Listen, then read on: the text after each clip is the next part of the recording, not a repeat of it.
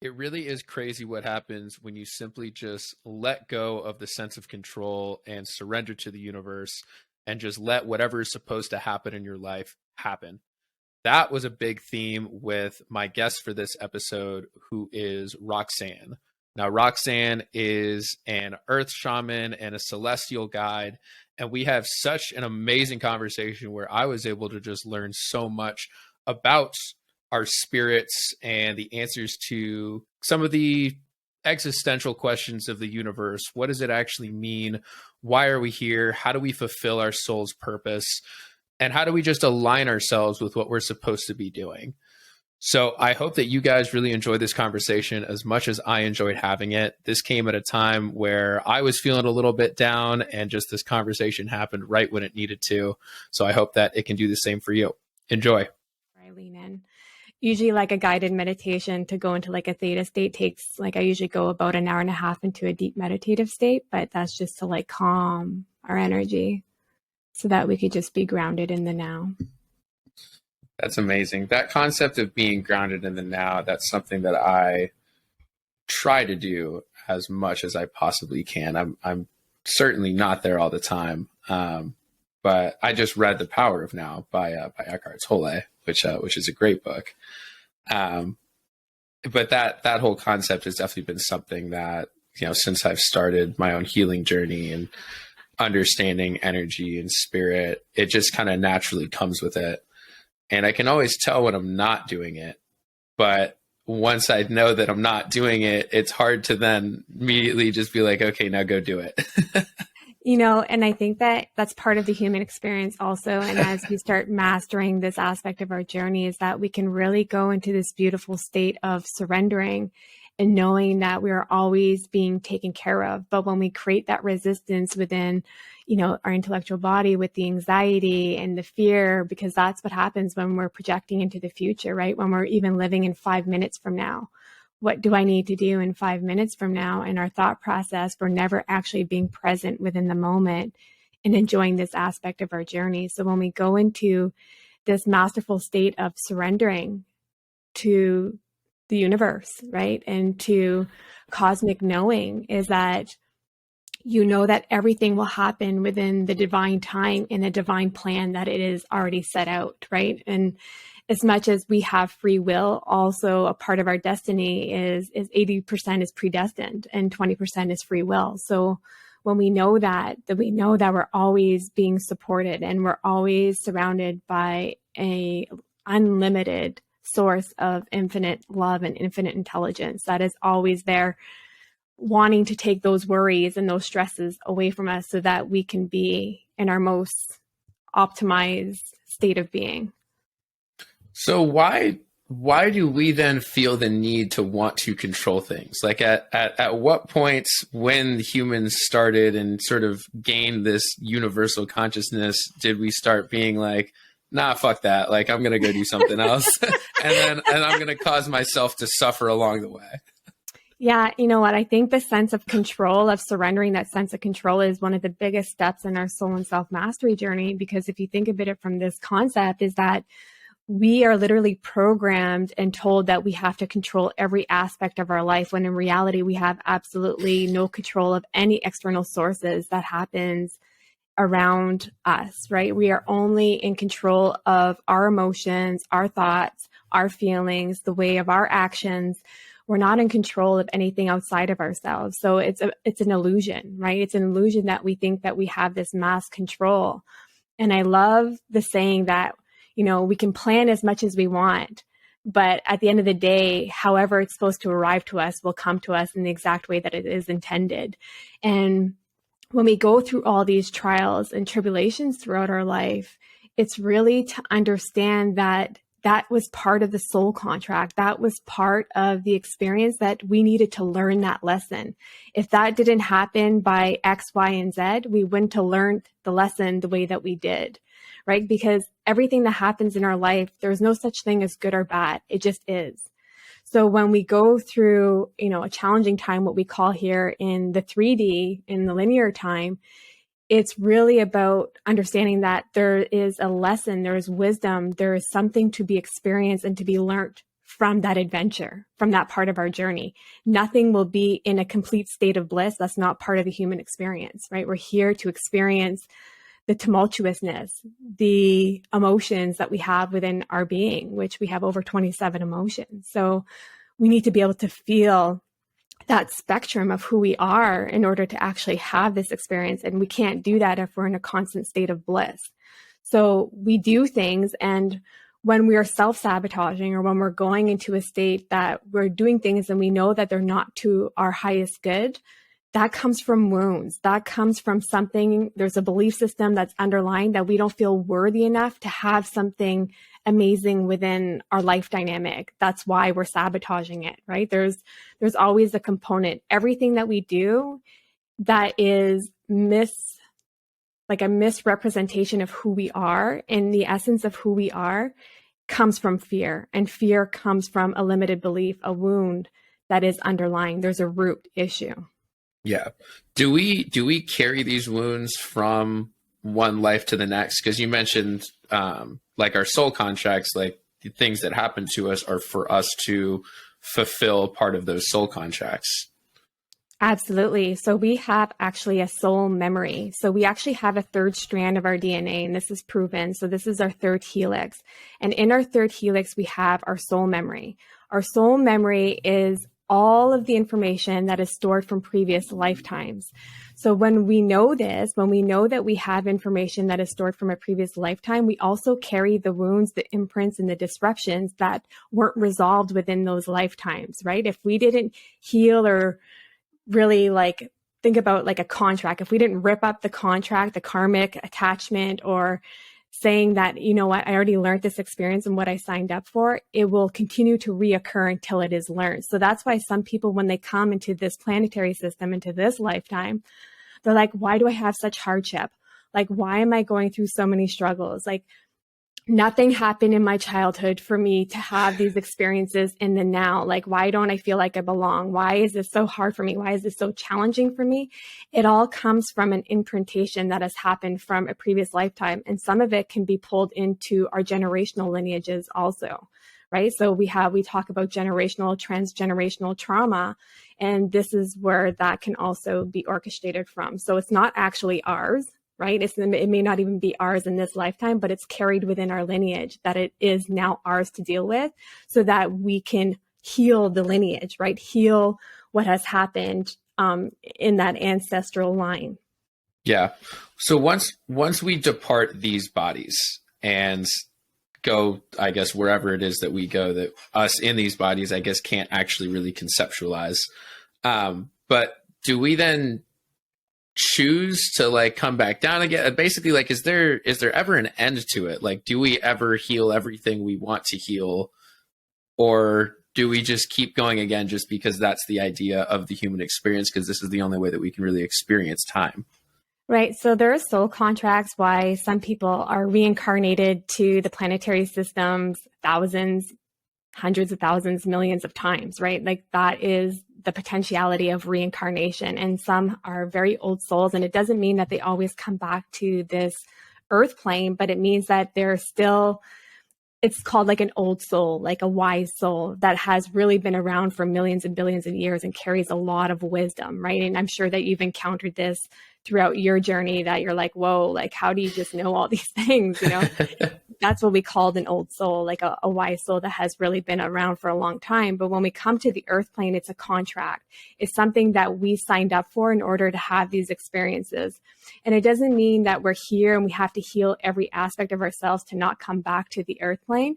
But typically what happens in the shamanic belief system is that when we are here and we literally have done the healing and the work in order for us to ascend, right? And we talk about ascensional periods in a self-mastery journey, but this is completely different. There's no real ascension in a self-mastery journey in a human form. Ascension is meant for our spirit, as our spirit really goes through this next stage of evolution, where it does not come back to the earth plane, and where it acts more as like a conduit of like a spiritual guide, an animal guide, something that is providing guidance from beyond, right? Mm-hmm. So there is that potentiality. So when I do a death and dying ceremony, okay, so when we do this with our clients, and I can put myself into this trance state also, is you're literally dying from your physical being, and you're coming into your soul essence, your soul orb, and you're going past the veil, and you're going into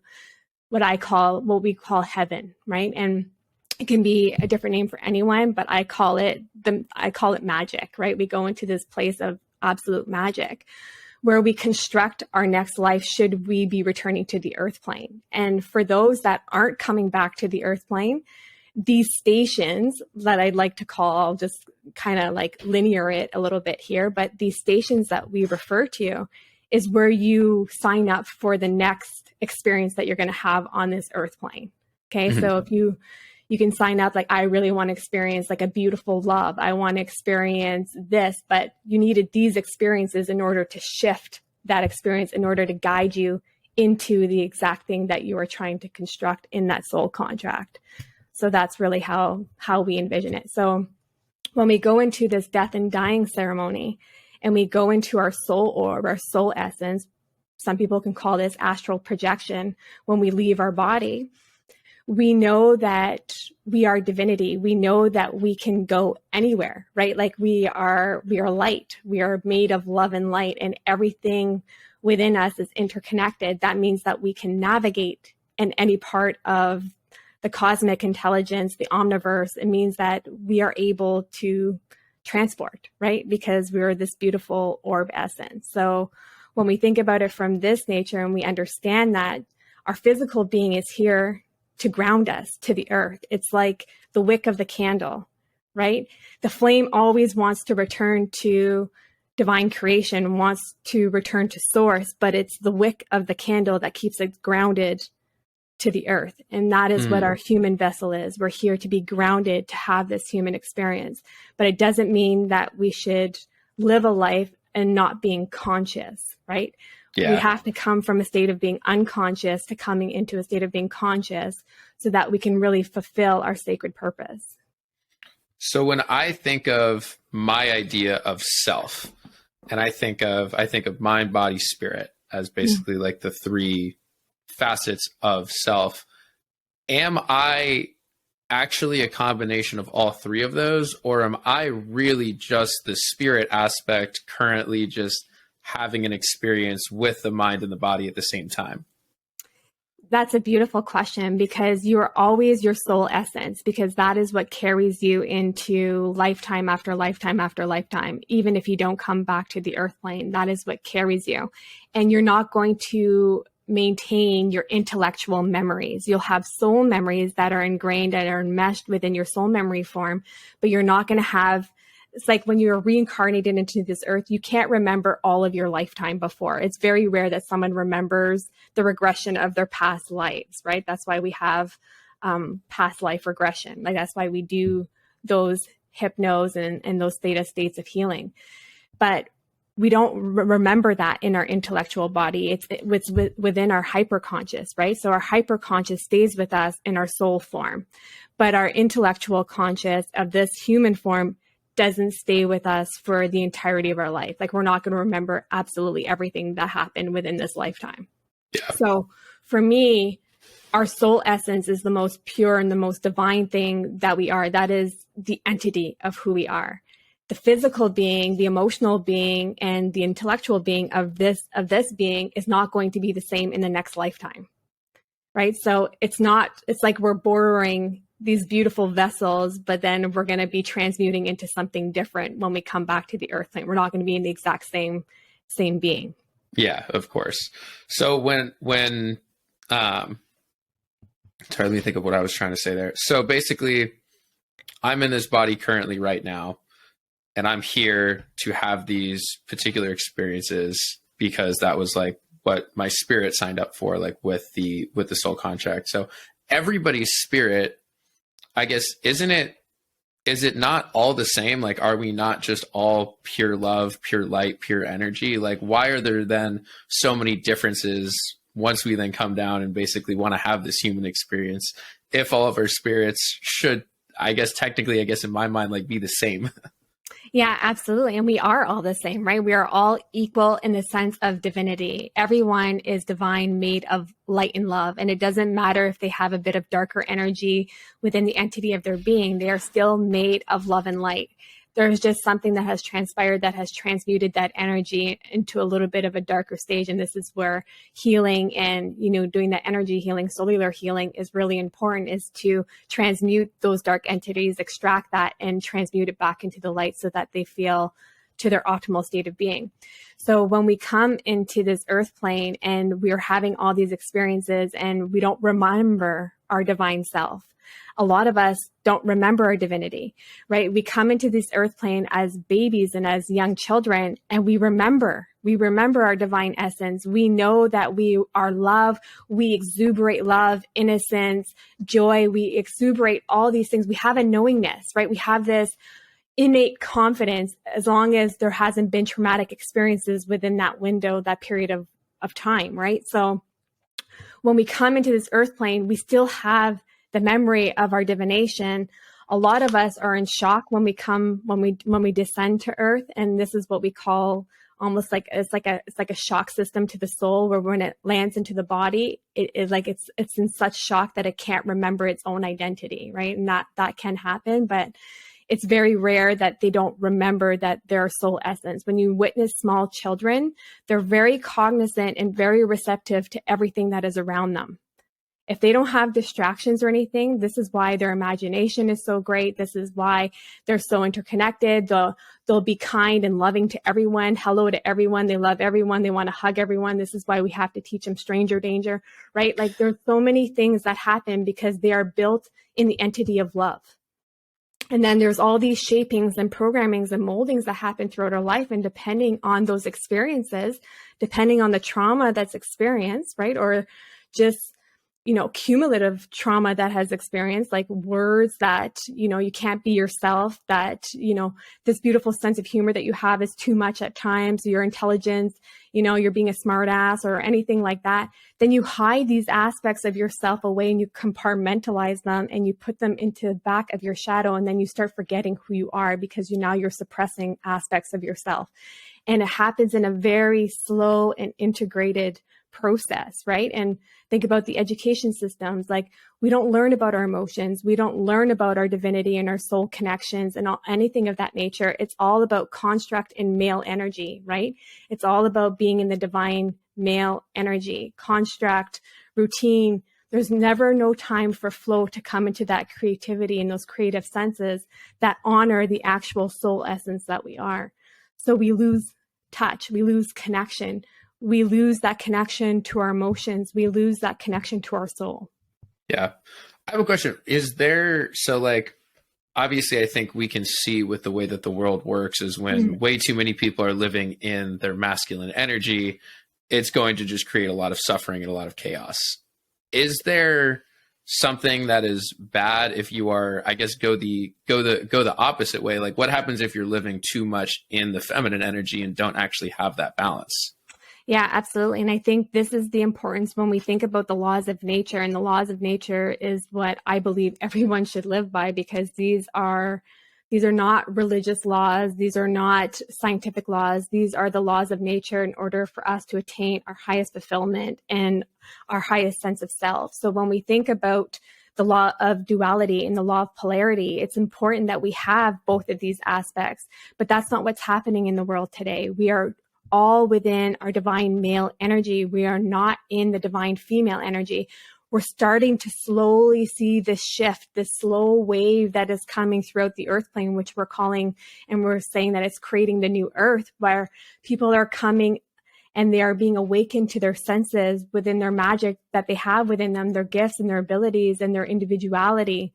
So we're starting to slowly see a shift of more of this feminine energy come throughout the earth plane, but it's still very much in the masculine. When we think about all the constructs of the monetary systems, the government systems, anything of that nature is very in its masculine energy. It's about push, push, push, push, push, burnout, right? But never letting yourself receive anything or be in reciprocity for everything that you are pushing out for. So when we understand this, is that one of the most important laws of nature is about the law of reciprocity, right? Because if I am continuously being in my masculine energy and I'm forcefully driving things, I'm creating resistance. I'm creating resistance in order for me to actually receive the benefits and the rewards of what I'm actually putting that action for in the law of action. I'm not allowing that to come to me because I'm putting myself on a different frequency and a different vibration that it's physically impossible for it to arrive to me in the way that I want it to. Yeah. Well, I guess that's the inherent issue right there, is like we want to receive it in a certain way rather than just allowing ourselves to receive it however the universe intends. That's right. And that's the thing, is that we are not in control of how it comes to us. We just have to be open for how it can come to us, because when we create all of these intellectual blocks with our ego, it has to come to me this way and I want it this way. And if it doesn't happen like that, like I'm going to be frustrated, or it's not happening in a timely manner that I'm expecting it. I want it now. I want it now. Well, we're creating that resistance to the very thing that we're trying to attract, right? And we don't speak about this in the law of attraction, but this is what the law of attraction is. Everything about the law of attraction is about the law of vibration. How we vibrate and how we emit our frequency and our thoughts, our emotions, and our actions is everything, is the most powerful thing. Our thoughts are thought forms that carry energy. Our words are energetic dispositions that we output into the universe, even in a whisper, even in a song, right? So when we think about this aspect, everything that we do is absolutely powerful. Yeah. How did you start to gain, I guess, this like divine knowledge? Like, at what point did you really start stepping into this role and like understanding what the true law of nature and essentially like the laws of the universe are? Yeah, absolutely. Ever since I was a little girl, I had a really profound knowingness. I knew that I was being called to serve. I was very receptive to energy. I was always receiving a lot of channeled information. However, I didn't understand what it was. I just thought that I was very different because I couldn't resonate with anyone in, my family dynamic or like my friendships that I had attained throughout those years.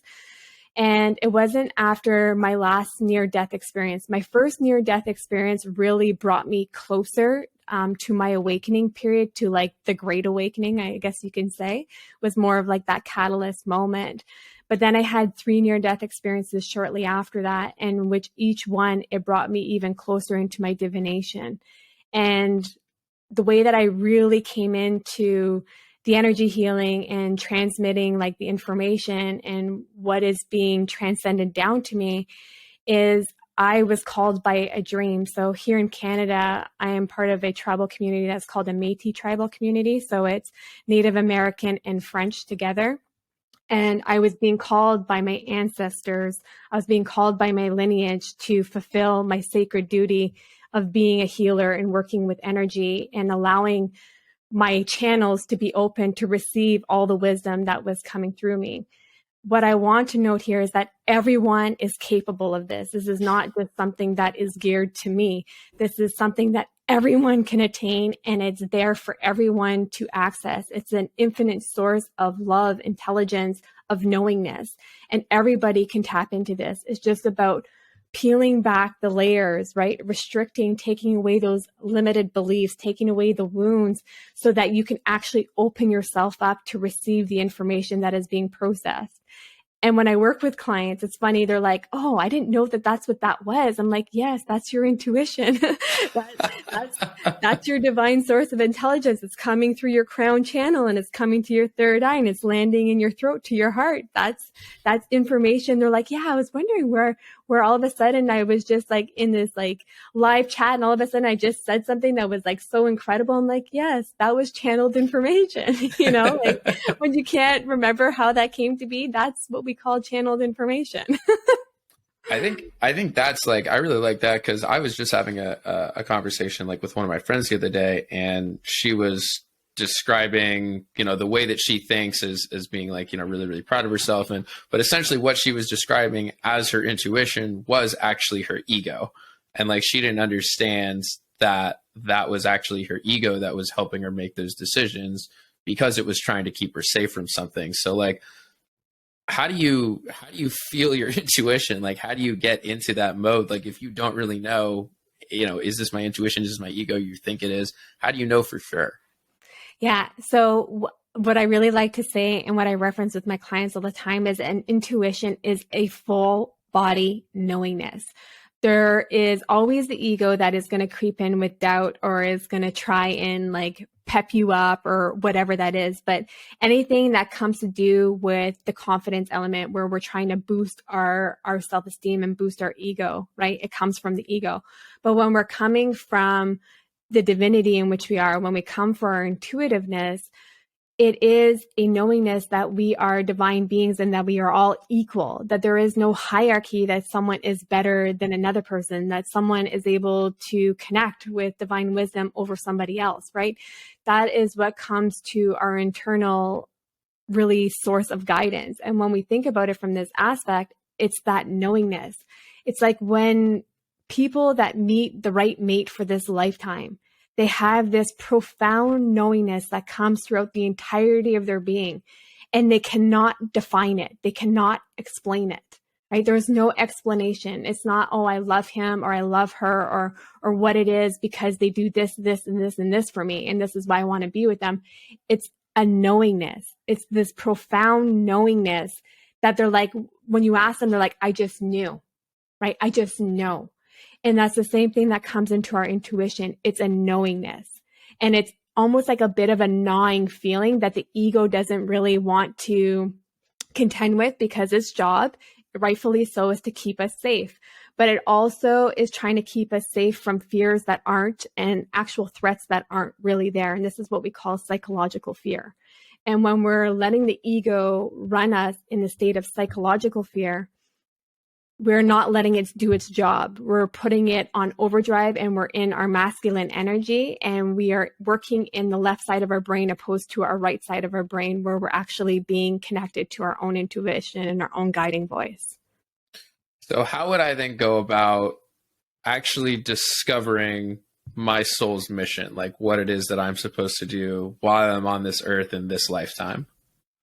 Yeah, this is such a beautiful question. And this is what I love leading clients to because it is just such the aha moment for them, right? It's really, you already have your sacred purpose within you. You know it. And for people to say like, oh, this is what you need to do, that is incorrect because you know what you need to do. You know what feels in alignment with you. You know the passion that is desiring inside of you, the fire that is inside of you. You have to learn how to trust that with silencing everything that is outside of you. And this is what I walk clients with is that, and this is why it was so important for me to attain the certifications that I've attained and working in the intellectual body and understanding the mechanisms of the brain and how we carry our wounds and our emotions.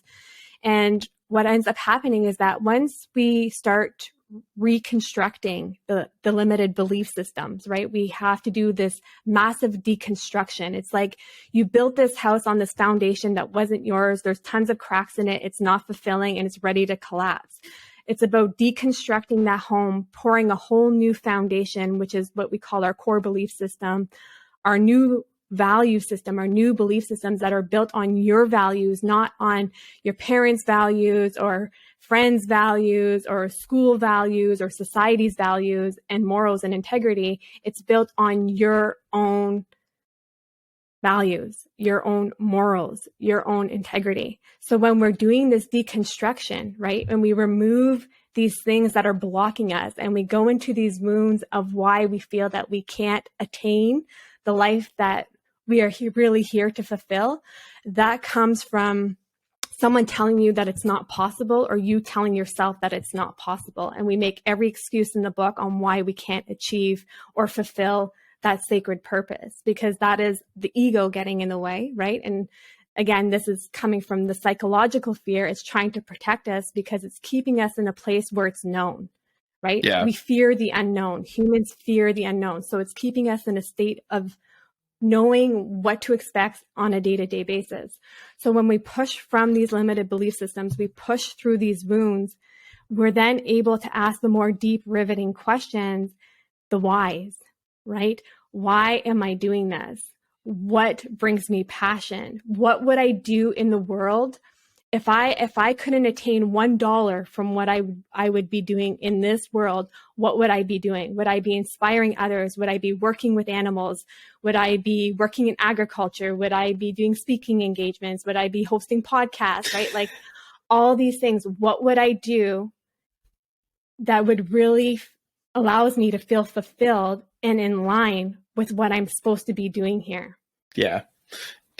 I want to go back really quick to what you mentioned about like deconstruction, because the way you said that, it makes so much logical sense. Me thinking with the, left side of my brain right now, like, okay, yeah, you simply just take off all these layers and, take the foundation. But going through that process is severely uncomfortable. And I say that because when I came back after going to Peru to sit with ayahuasca, like I described that intuitively, like exactly what you just said. Like I literally was telling people, like when they asked how you feel, it's like, well, right now it feels like I'm just sitting here and like I'm observing this house that I built, and this house represents my life. And I'm just watching like brick by brick, this house just fall down, and there's nothing I can do about it. And I can't start rebuilding it until the entire house is completely fallen down. And I was just, that baby out. and I'm just like living in that state. And they're like, people are like, well, that kind of sounds terrible. I'm like, yeah, I mean, based on what we want, like, yeah, we want comfort. So naturally, like we're going to stay in a pattern of comfort, even if that pattern is not serving us well. And even if that pattern is bringing us like tons of suffering and pain and depression, it's still what we know. Like we fear the unknown more than we fear staying in a state of anxiety, depression, whatever it is. And that's right. And when we think about it from that aspect, and I love the whole analogy about the house because it's so true. When we are, and I don't want to say renovating a home because this is not what we're doing. We're literally building a whole new home. We're building your dream home, right? Mm-hmm. And building your dream home comes with stresses, pains, emotions, right? There's so many things that happen, but what happens when that dream home is finally built?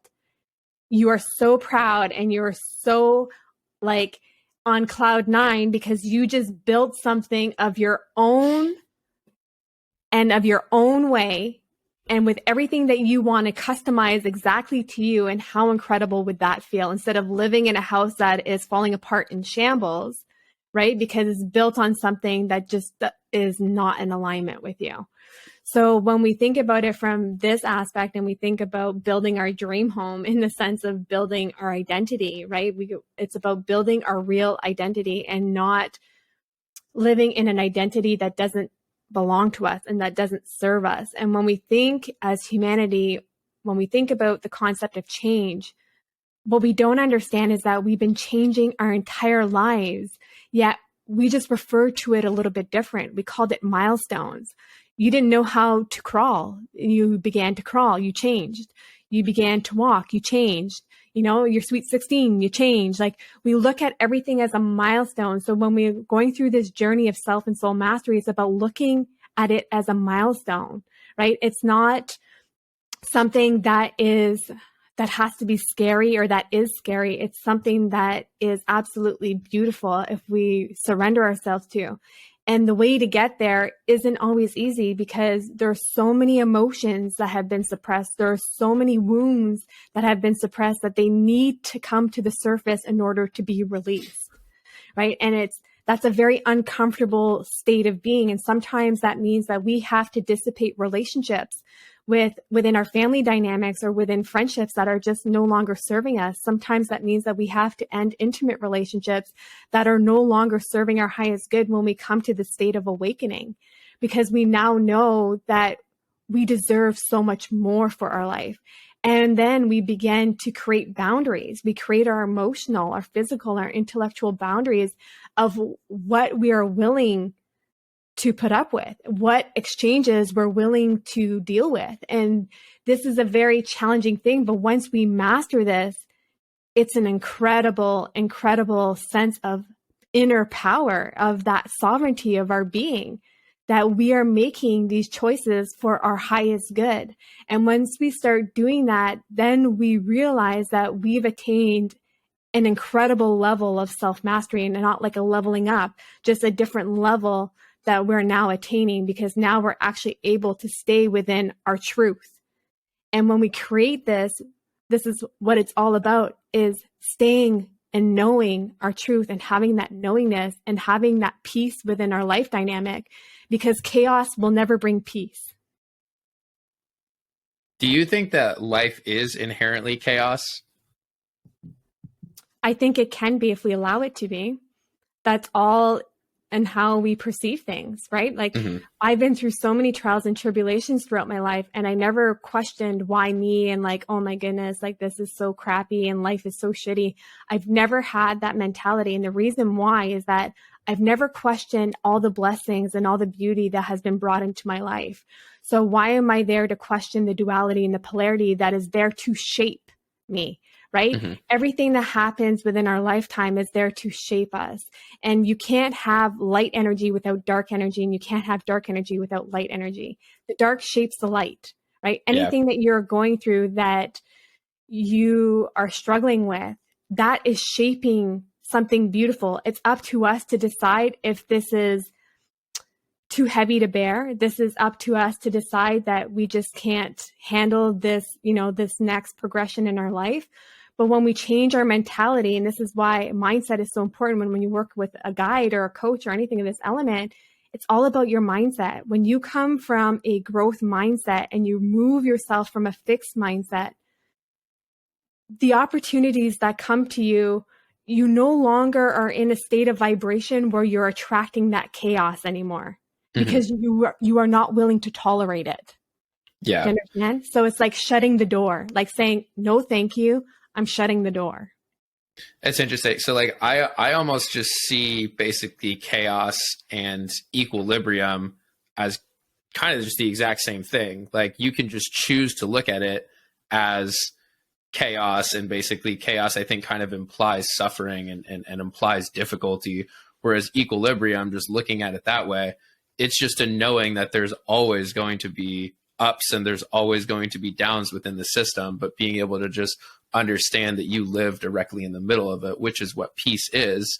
And so whether it's chaos or equilibrium, you're still living inside of that space, and you're just okay with what flows through you as you're going through it. And I think what's important is to understand it's harmonizing, right? It's harmonizing everything. And this is where the power of your self and soul mastery journey comes in, is that you can transmute everything, right? And when we understand that we have the power to transmute our experiences, our wounds, everything that happens around us, it's really a beautiful thing, because we transmute how things arrive to us. And when I speak about high vibration and high frequency, is when you are vibrating at a level where you're no longer in alignment with the chaos. Remember, you have to remember that darker energy, negative energy, whatever you like to call it, is always heavy. It's always heavier. So it always resonates at a lower frequency, a lower vibration.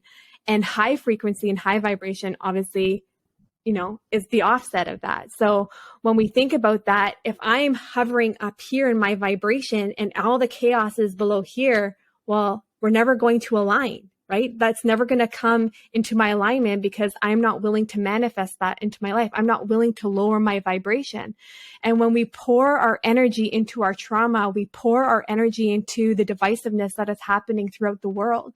We then conduct and construct our energy to lower. When we open our energy portals and we open ourselves up to receive a lot of negative entities, right? Of dark entities, of divisiveness, racism, all these other things that are happening, right? To act as a divider for the world, as we are being divided throughout the world. When we understand that that's what's happening, and we're pouring all of our energy into it, and we're trying to make change at a low vibrational level, it will never occur. You're going to get sucked into this vortex, and you're going to be drained before you can even, try to even grasp a breath of air out of it. So when we think about it from this aspect, it's everything that you focus on, right? This is what about soul and self-mastery journey is about focusing within. if you're focusing outside of yourself on everything that is external from you and you're externalizing everything, you're going to get drained in a second, right? Because there's so much things that are happening in the world. But when you stay in your vibration, your frequency, and then you're having transactions when you go to the grocery store or whenever you're around family, and you're lifting that vibration because you're not allowing your vibration to lower, right? Yeah. So when To we the think things about it, around you, like not allowing those external sources to basically come into your internal state of being. well, it's going to feed off you, right? It's Yeah. energy. It's energy.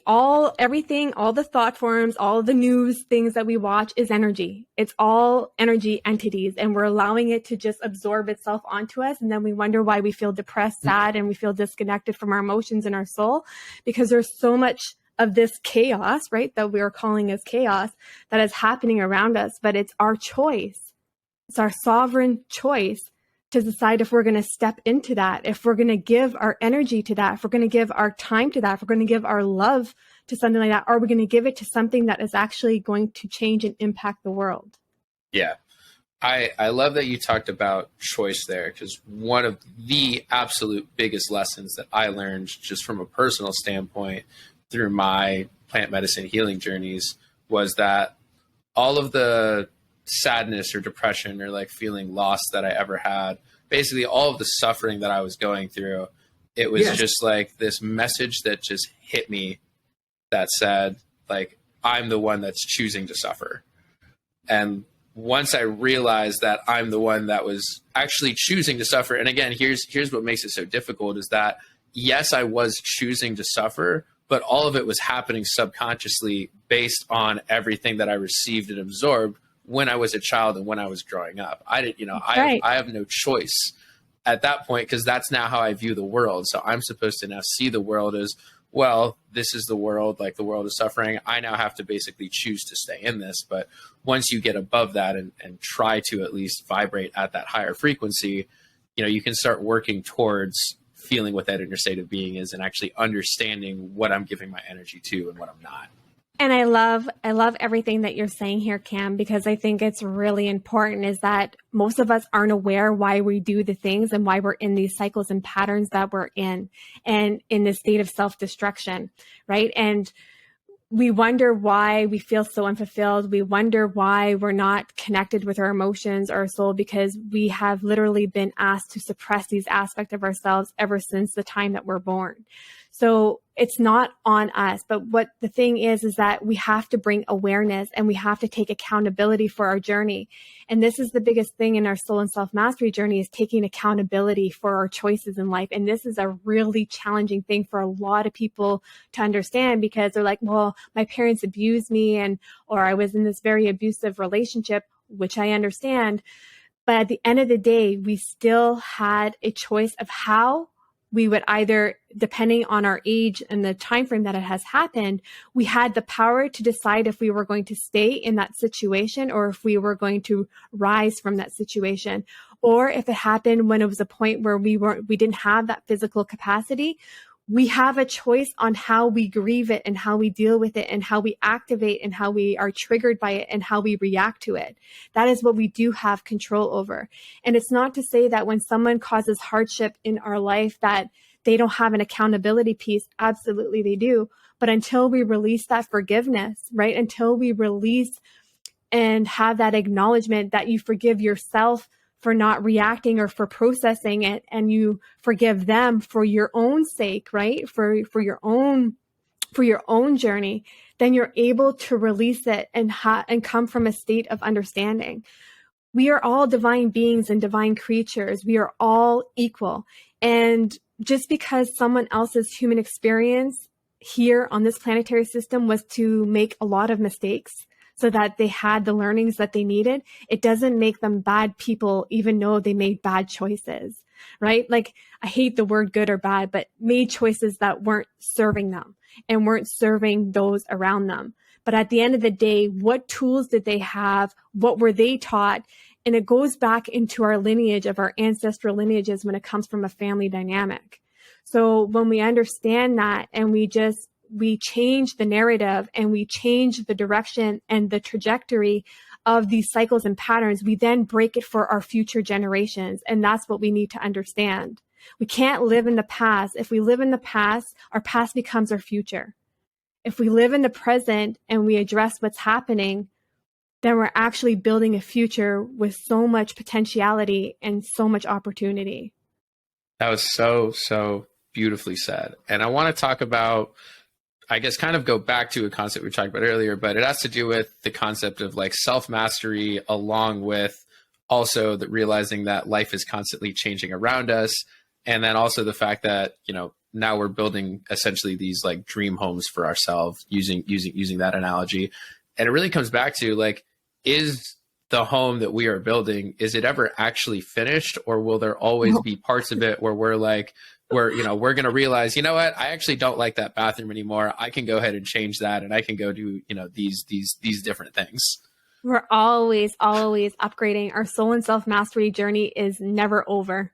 And I want to say our self-mastery journey ends in this lifetime for this lifetime, but our soul mastery journey is never over, right? We continue to attain wisdom, have experiences, and learn so much about the essence of the world of life. And that is why we were created, right? So when we think about it from that concept and we understand that, it becomes just such a beautiful thing. This bathroom that was serving you 5 years ago may not serve you in the next 5 years. You may need to do some upgrades. You may need to renovate it. But at the end of the day, your foundation that you've created is the exact same foundation that you're making these renovations on. Because when you're building this strong foundation of values that are your own and your core belief systems, these rarely ever change. And if you're just interchanging one thing, you're like, you know what, I used to believe this, but now I'm leaning more towards this. It's still a healthy construct, right? So it just gets added into this beautiful foundation to strengthen it even more. Yeah, absolutely. And even, I guess, going even further than that too, like what I just see people doing often is that people will go through these like, you know, really transformational journeys, and then they'll kind of then get attached to what comes to what happens on the outcome, even though they are better and they feel better and all of that stuff. They're then now unwilling to change once that thing is no longer serving them. Then that means that they need to go through another state of evolution. And this is what I believe, is that if we don't actually align ourselves with the sacred purpose of who we are, and it's not to say that everyone in this planetary system will, but things will be orchestrated in our life to keep pushing us there. The universe will keep pushing us and giving us the same cycles, the same patterns, until we make a different decision, right? And some people won't understand this for the entirety of this lifetime, which is, to me, is very sad, but this is the aspect of their journey, that they chose to be in this state of avoidance. But when we understand that if we are stuck somewhere and we know that we need to shift, when we come from a state that we're a closed mind, you're not far enough in your soul and self-mastery journey, because you know that everything evolves. Everything evolves in the speed of light. Everything changes. Everything around us in the physical essence is an illusion. Everything in the quantum holographic essence is our reality, is the truth. So when we understand this, is that when you're coming into your spirituality, and this is not religion, again, it's just connecting to your own spirit, your own source of divine intelligence. When we are coming into the state of being, you can't be closed-minded, or you'll never be able to attain what you need to attain. Things will be orchestrated for you to keep learning the same lesson until you kind of make that different decision. Things will awaken you even further into your journey. Yeah, if I've learned one thing on this journey, it's that everything that I think I know could just be completely false, and I just need to be okay with that at any given moment. And this is what we say in shamanism, is like, even as I take on clients and I teach other shamans how to step into their gifts, it's really about, don't believe what I say as right or wrong. Believe what you feel. Yeah. Believe the resonance that is within you. Does this feel in alignment with me? Does this feel like this is true to me? Take away the religious beliefs. Take away these belief systems that we were built on. What does it feel like in your intuition and your guiding voice? Does this resonate with you? If it does, then it's your truth. And if it doesn't, then find your truth. This is my truth right now. Yeah. What's your truth? Find your truth. It's about honing your own truth.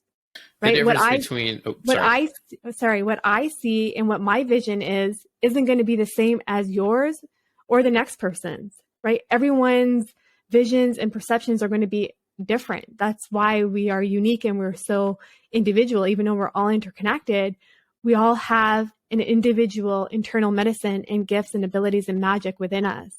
So what I'm seeing and what the information I'm getting is not going to be the same as Cam. It's not going to be the same as my partner. It's going to be different. Yeah, that's because we have a different purpose. But it's the difference between like a belief and an actual knowing. Like belief is actually just kind of like surface level. And I think a lot of people don't understand what they believe. But If once you're you know, that's true. Right. And if your intellectual body is resistive to what someone is saying, that means you have to pay even closer attention to what they're saying, because there's a resonance there that you're trying to avoid, right? Because everyone is a self-reflection of who we are. So if something is triggering you or activating you and you're like, oh no, that can't be true, and you come into this resistive state, there's a part of you that is like, I think that's true. Like, let's look into that a little bit more. Maybe I need to sit with this. Why don't I think this is true? Oh, it's because it's stemming from this belief system. I can't think like this. I can't feel this way, because then this would counter everything that I've been living my life on for the last 35 years, 40 years, 50 years. Well, that's terrifying. Right? We don't like to be wrong, right? That's the ego. Again, stepping in, doesn't want to be in a state of being wrong. Thank you again to Roxanne for being an amazing guest. I'm so blessed to have met you and really looking forward to staying in touch. If anybody is interested in getting in contact with Roxanne, I have linked to all of her information in the footnotes. And she is also holding a retreat later this year that I would highly suggest checking out if you're interested. And then also to all of my listeners, thank you so much. If you could just like, follow, and rate this podcast so we can get in front of more people. I love and appreciate all of you so much and look forward to seeing you next week.